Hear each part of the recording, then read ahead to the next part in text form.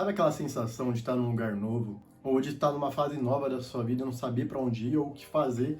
Eu, particularmente, tenho pais cristãos, mas em um movimento na minha vida eu tive que aceitar Jesus. E eu lembro que naquela época eu sabia que tinha algo novo em mim, mas eu não sabia o que fazer, como que eu poderia me aprofundar mais nesse Deus e como eu poderia desenvolver mais a minha fé. E acredito que não sou o único que se sentiu ou se sente assim. E observando inúmeros testemunhos e inúmeras pessoas, a gente pode perceber, assim, um passo muito simples para dar. E hoje eu quero te ajudar a dar alguns passos na sua caminhada de fé. E o primeiro que eu pude observar na minha vida e na vida de várias pessoas que tiveram mudanças radicais em sua vida, como Rodolfo Abrantes, entre outros, que é a leitura da Bíblia. Mas por que ler a Bíblia? Depois que a conversão, seja lá por ter tido um contato sobrenatural com Deus, ou a simples convicção de que Deus é real, o primeiro passo é ouvir a voz desse Deus. E por ouvir a voz desse Deus, eu quero dizer ouvir onde ele já disse algo. E não só onde ele disse, mas ele deixou um livro inteiro que é conhecido como a própria Palavra de Deus. E a Palavra de Deus é a base para todo cristão. E se você acredita em Deus há alguns anos e nunca leu a palavra dele,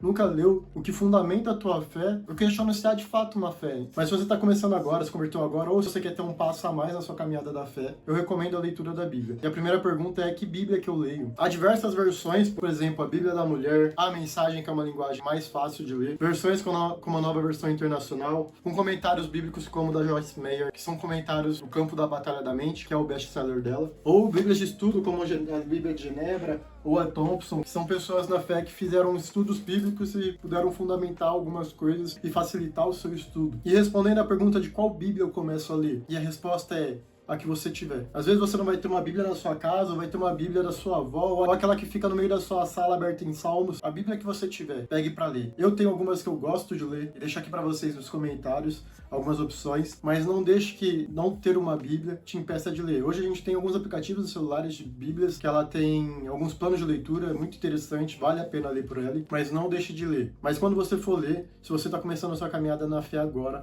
ou você está querendo retornar a ter um relacionamento com Deus, eu recomendo você começar pelo livro de João. O livro de João, ele vai retratar não só do amor de um Deus que decidiu morrer por você, mas também esse livro foi escrito para que você possa entender a profundidade do amor de Deus por você, sobre como Jesus, um Deus encarnado, nos amou tanto que decidiu morrer no nosso lugar para que nós possamos ter uma vida eterna com Ele. É um livro que vai falar sobre amor, sobre a vida eterna e sobre como viver como filho de Deus. E quando você for pegar para ler esse livro, eu sugiro que antes de você ler, que você ore antes e peça: Pai, me ajude a entender o que o Senhor disse nesse livro.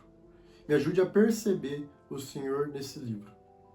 Me ajude a perceber o Senhor no meu dia.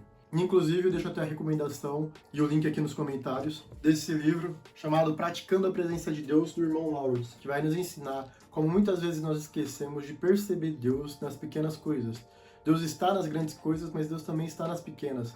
Ele quer uma vida de relacionamento com você numa simples leitura da Bíblia, que de simples muitas vezes não vai ter nada. Ele quer ter uma vida de relacionamento com você quando você está lavando a louça, quando você está conversando com seus amigos ou familiares. O irmão Lawrence vai trazer nesse livro a importância de reconhecermos Deus em tudo que nós fazemos, desde o momento de oração até atividades mais simples do nosso dia a dia. E isso conecta muito bem com a leitura da Bíblia, porque quando você for ler, não encare como uma obrigação, mas sim como uma oportunidade de estar na presença desse Deus e deixar esse livro falar com você, deixar a palavra de Deus entrar em você. E praticar a presença de Deus é lembrar que a nossa fé não se resume a uma leitura bíblica ou estar na igreja. E isso não deixa de ser importante, mas sim que a praticar a presença de Deus é ter a consciência desse Deus em cada momento do seu dia.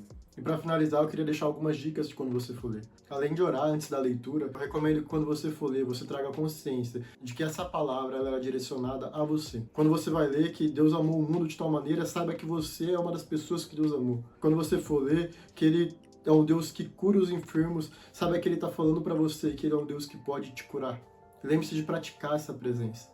Lembre-se de refletir durante o dia sobre o texto que você leu. Lembre-se de ter a consciência de que Deus está presente não apenas no seu momento de leitura, mas durante todo o seu dia e quer tornar consciente em você o quanto Ele te ama. E antes de finalizar, eu gostaria de orar com você. Eu não sei onde você está agora, mas se você puder fechar seus olhos, tudo bem. Se você não puder, continue do jeito que você está, mas ore comigo, que eu creio que Deus vai te alcançar aí onde você está.